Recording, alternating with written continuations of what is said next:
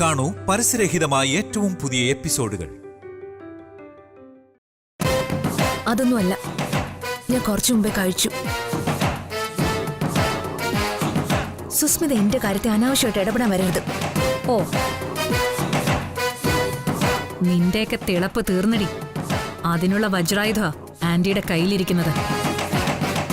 ശാലിനി ഇല്ലെങ്കിൽ നീയൊക്കെ വെറും ഷൂ, കാറ്റുപോയ ബലൂൺ.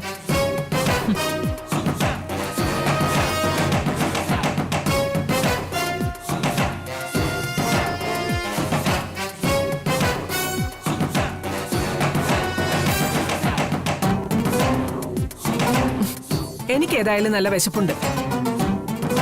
പൊന്നി, ഭക്ഷണം എടുത്തു വെച്ചേ. മോളെ, നീ വാ.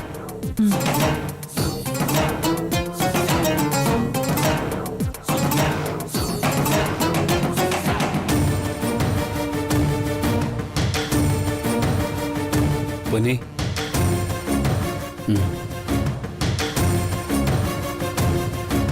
എന്താ പൊന്നി സംഭവിച്ചത്? പ്രീതി കുഞ്ഞിന് വേണ്ടി ശാലിനി കുഞ്ഞ് സ്വന്തം ജീവിതം ബലി കൊടുത്തു സാർ. പ്രീതി കുഞ്ഞിനെ സത്യമ്മ കണ്ടുപിടിക്കാതിരിക്കാൻ ഡിവോഴ്സ് പെറ്റീഷനിൽ ഒപ്പിട്ടു കൊടുത്തു.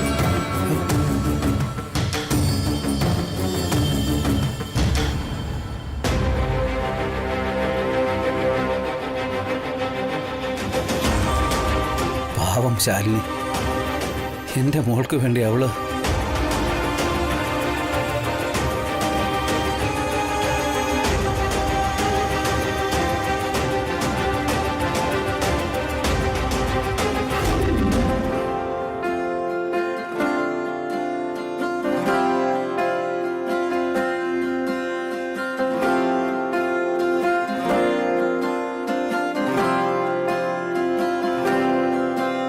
ഒരു നോക്കു കാണുവാൻ കാത്തിരുന്നവൾ മിഴിയകന്നു പോയോ, ഒരു കാറ്റുപോലെ എൻ കൂടെ വന്നവൾ വഴിമറന്നു പോയോ, ഒരു കഥയായി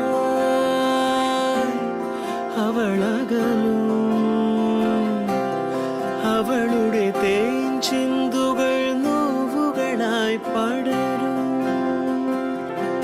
അലയുമൊരു കാറ്റിൻ ഇതളുകളായി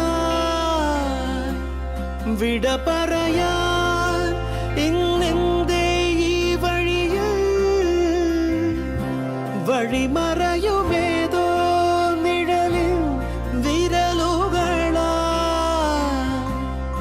അരികിലൊരോമൽ തിരിയണയും നിമിഷമിതോ.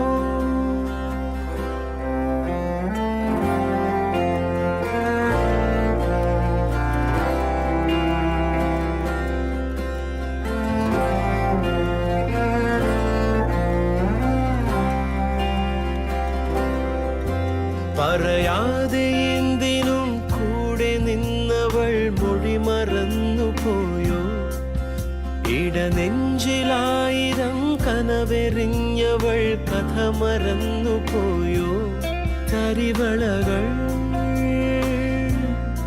അവളണിയും, അവളുടെ കാൽപ്പാടുമായി വഴികൾ മറയും. അലിയുമൊരു പാട്ടിൻ മധുകാണമായി ചെറുകിളികൾ ഇനി മെല്ലെ ചിറകുണരും. അരികിലൊരു കാറ്റിൻ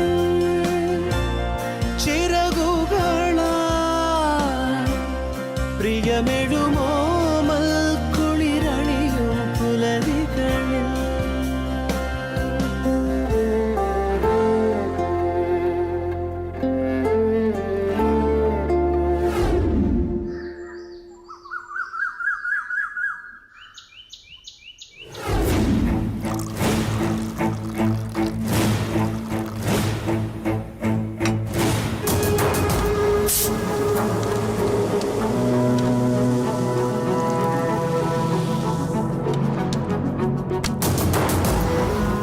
കഴിക്കുക വയ്ക്കില്ലേ? എടാ, ഞാനങ്ങനെ ഇത് പകരൊന്നും കഴിക്കുന്ന ശീലമില്ല.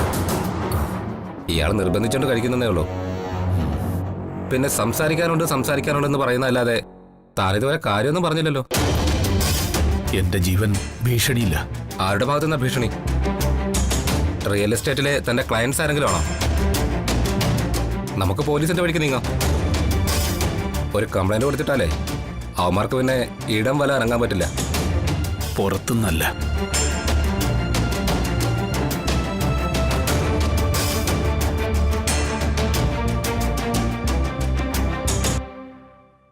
വീടിനുള്ളിൽ നിന്ന് തന്നെയാ ഭീഷണി.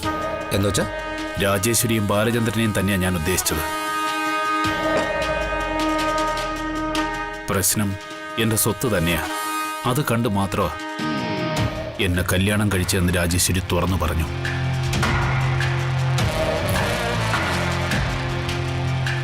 ശാരദയുടെ കാര്യം തനിക്കറിയാലോ.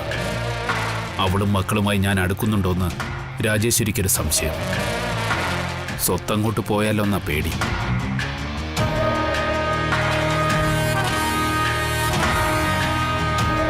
അതിന്റെ പേരിൽ കശപിശ അടിപിടിയും വരെ നടന്നു. നാണക്കേടുകൊണ്ട് ഞാൻ ആരോടും പറഞ്ഞില്ലെന്നേ ഉള്ളൂ. ഇപ്പൊ ഈ വീട്ടിലേക്ക് താമസം മാറിയത് തന്നെ ബാലചന്ദ്രന്റെ ഒരു സെറ്റപ്പില്ല. അവന്റെ ഫ്രണ്ട്സിന്റെ ആരുടെ വീടാണത്രേ. അടുത്തൊന്നും വലിയ പരിചയക്കാരില്ലാത്തോണ്ട് എന്നെ അപകടപ്പെടുത്താനാണോ എന്ന ബലമായ സംശയം എനിക്കുണ്ട്.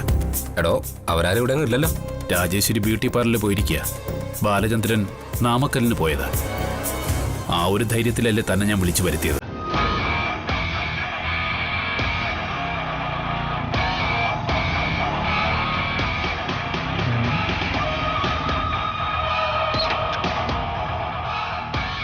ആരാ ഗസ്റ്റ്?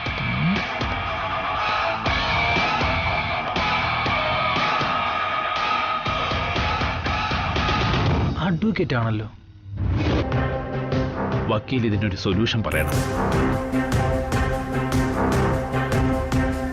ജീവന ഭീഷണി സ്വന്തം വീട്ടിൽ നിന്ന് തന്നെ ആവുമ്പോ നമ്മളത് വളരെ സൂക്ഷിച്ച് കൈകാര്യം ചെയ്യണം.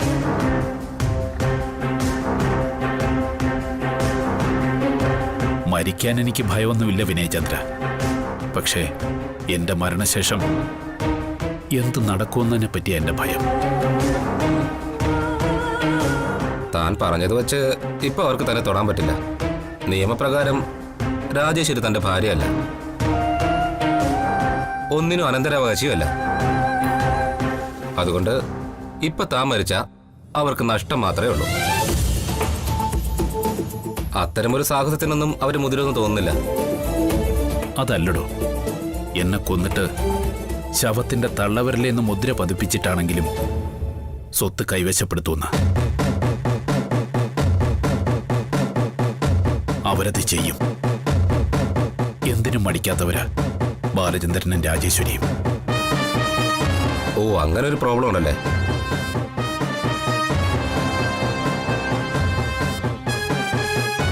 ഇതിനൊരു സൊല്യൂഷനേ ഉള്ളൂ. മരണശേഷം സ്വത്തുക്കൾ എന്ത് ചെയ്യണമെന്നും ആർക്കൊക്കെ കൊടുക്കണമെന്നതിനെ ഈ സംബന്ധിച്ച് താനൊരു വിൽപ്പത്രം തയ്യാറാക്കുക. എന്നിട്ടത് സീൽ ചെയ്ത് എന്നെ ഏൽപ്പിക്കുക. ഇനി അഥവാ അവരെന്തെങ്കിലും കള്ളക്കളി നടത്തിയാലും വ്യാജരേഖ ചമച്ചാലും എന്റെ കയ്യിലുള്ള വിൽപ്പത്രത്തിനെ സാധുതയുള്ളൂ. രണ്ടാമതൊരു വിൽപ്പത്രവുമായി അവർ വന്നാലും സംശയാസ്പദമായ മരണത്തിനും വ്യാജരേഖ ചമയ്ക്കലിനും എനിക്ക് അവർക്കെതിരെ കേസ് ഫയൽ ചെയ്യാൻ പറ്റും. ഒരു നുള്ളു മണ്ണ് കിട്ടില്ല എന്ന് മാത്രമല്ല, ജീവിതകാലം മുഴുവൻ ജയിലിൽ നിന്ന് ഇറങ്ങാനും പറ്റില്ല. അതൊരു നല്ല വഴിയാന്ന് തോന്നുന്നു. അങ്ങനെയാണെങ്കിൽ നാളെ തന്നെ വിൽപ്പത്രം തയ്യാറാക്കാനുള്ള നടപടികൾ താൻ തുടങ്ങി വയ്ക്കേ. ഡീറ്റെയിൽസ് ഞാൻ പറഞ്ഞുതരാം. വിൽപ്പത്രം അല്ലടോ, തന്റെ മരണവാ താൻ ഇരന്ന് വാങ്ങാൻ പോകുന്നത്.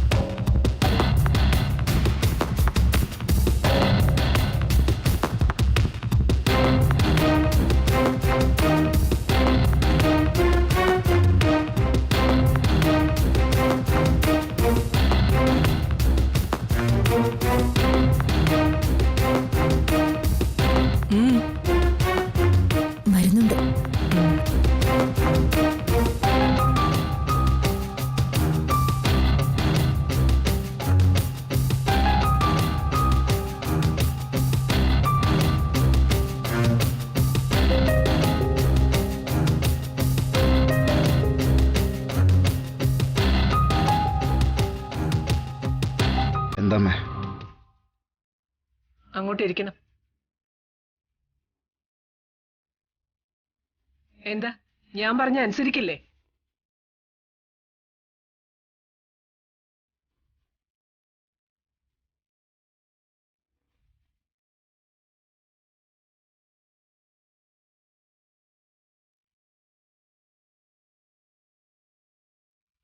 ഞാൻ പറഞ്ഞത് അനുസരിക്കാതിരുന്നതിന്റെ ഫലവാ ഇപ്പൊ ഈ കുടുംബം അനുഭവിച്ചുകൊണ്ടിരിക്കുന്നത്.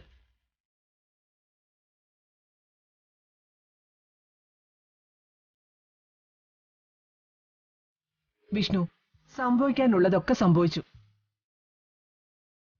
സംഭവിക്കുന്നതെല്ലാം നല്ലതിനു വേണ്ടിയാണെന്ന് കരുതുന്ന ആളാ ഞാൻ, പ്രത്യേകിച്ച് ഈ കാര്യത്തിൽ.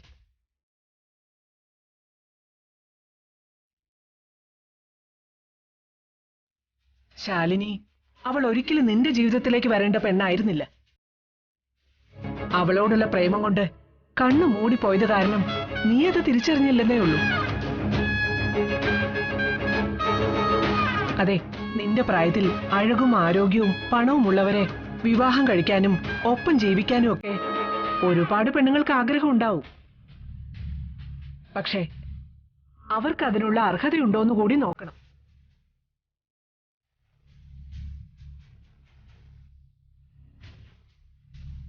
ലോകത്തിൽ ഏറ്റവും കൂടുതൽ അഭിനയം നടക്കുന്നത് പണത്തിന് വേണ്ടിയാ. അഭിനയിക്കാൻ ഏറ്റവും മിടുക്കര് സ്ത്രീകളും. പടുകിളവനാണെങ്കിലും കോടീശ്വരനായ കാമുകന്റെ കവിളിൽ അമർത്തി ചുംബിച്ചെന്നിരിക്കും പെണ്ണ്. പക്ഷെ പറ്റിയ സന്ദർഭം വരുമ്പോ നീലച്ചായമടിച്ച കുറുക്കനെ പോലെ അവരുടെയൊക്കെ തനി നിറം പുറത്തും വരും. അതാ ശാലിനിയുടെ കാര്യത്തില് സംഭവിച്ചത്. അമ്മേ, ശാലിനി അങ്ങനൊന്നും ചെയ്തിട്ടില്ല. കേട്ടില്ലേ ആന്റി? അവക്ക് അവിഹിത ഗർഭമാണെന്ന് പറഞ്ഞിട്ടും വിഷ്ണുവേട്ടൻ എന്താ പറയുന്നതെന്ന്? മതി, നീ അധികം മിണ്ടണ്ട. ഇവള് മിണ്ടും. ഇവൾക്ക് ഇനി മിണ്ടാൻ അവകാശമുള്ളൂ.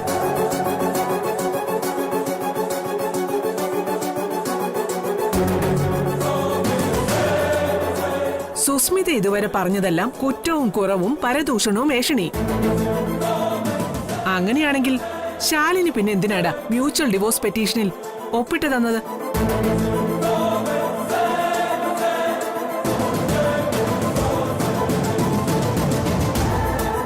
അവൾക്ക് പിടിച്ചു നിൽക്കാൻ പറ്റാതെ വരുമെന്ന് തോന്നി.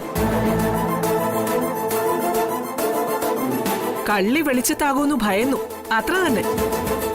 അമ്മേ, ശാലിനി 2 മാസത്തെ സമയല്ലേ ചോദിച്ചുള്ളൂ. എടാ, പലവട്ടം ഞാൻ പറഞ്ഞു, അവള് നിശ്ചയിക്കുന്ന സമയമല്ല, സത്യഭാമ നിശ്ചയിക്കുന്ന സമയമാ. അപ്പ പറഞ്ഞിരിക്കണം അവള് സത്യം.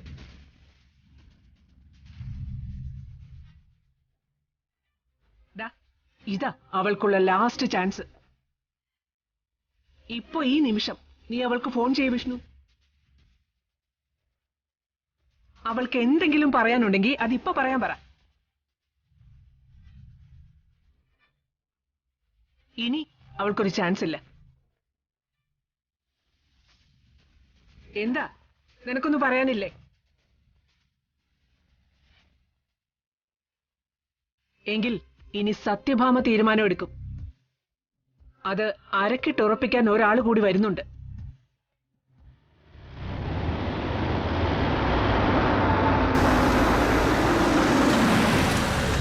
അവള് വന്നു കഴിഞ്ഞാ പിന്നെ എനിക്കൊരു തീരുമാനം എടുക്കാനുണ്ട്.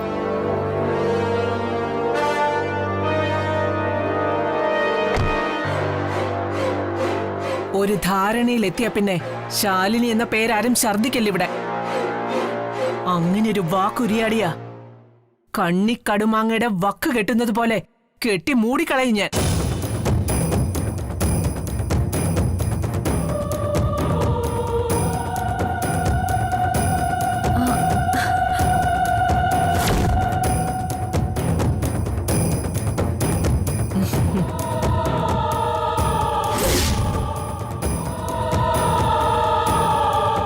അമ്മേ,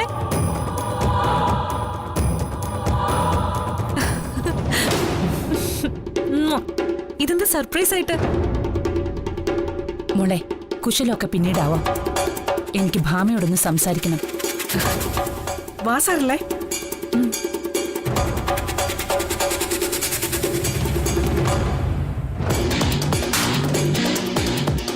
ഞാൻ വിളിച്ചിട്ടാ സരള വന്നത്. സരള അങ്ങോട്ടിരിക്കും.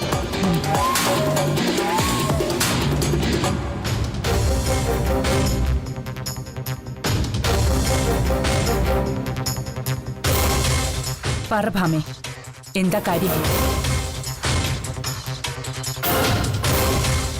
ഇവിടെ നടന്ന കാര്യങ്ങളൊക്കെ സരള അറിഞ്ഞു കാണുമല്ലോ.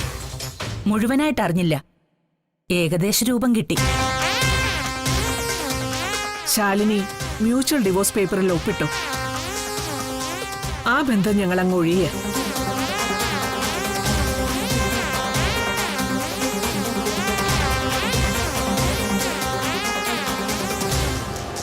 ഇനി എത്രയും വേഗം വിഷ്ണുവും സുസ്മിതയുമായിട്ടുള്ള വിവാഹം നടത്തണമെന്ന് എന്റെ ആഗ്രഹം.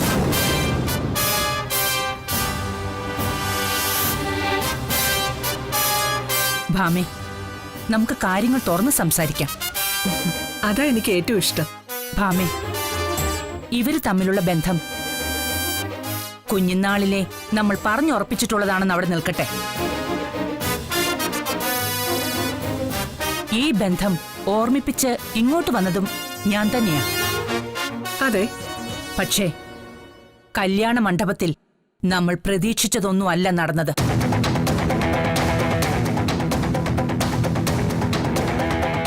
ഏതോ ചായക്കടക്കാരിയുടെ മോളെ താലി കെട്ടിക്കൊണ്ട് വന്നു വിഷ്ണു.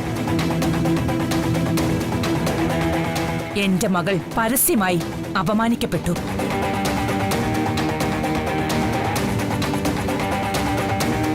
അതൊക്കെ കഴിഞ്ഞ കാര്യങ്ങളല്ലേ സരളെ? കഴിഞ്ഞ കാര്യങ്ങൾ ആവർത്തിക്കാതിരിക്കാൻ വേണ്ടിയാ ഭാമേ ഞാനീ സംസാരിക്കുന്നത്. ഇനി അതൊന്നും ഉണ്ടാവില്ല. അത് ഉറപ്പാക്കാൻ വേണ്ടിയല്ലേ അവളെ കൊണ്ട് ഡിവോഴ്സ് പേപ്പറിൽ ഒപ്പിട്ട് വാങ്ങിയത്, അതും പൂർണ്ണ മനസ്സോടെ.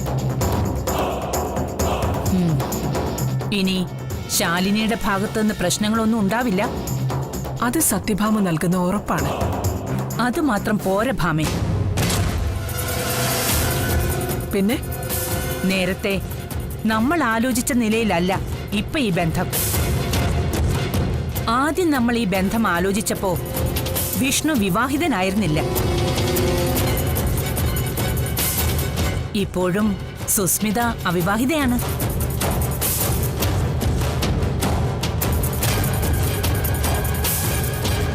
UK-യിൽ ജോലി ചെയ്യുന്ന രാജശേഖരന്റെ മകൾ. ഇട്ടുമൂടാൻ പൊന്നും പണവുമുള്ളവൾ.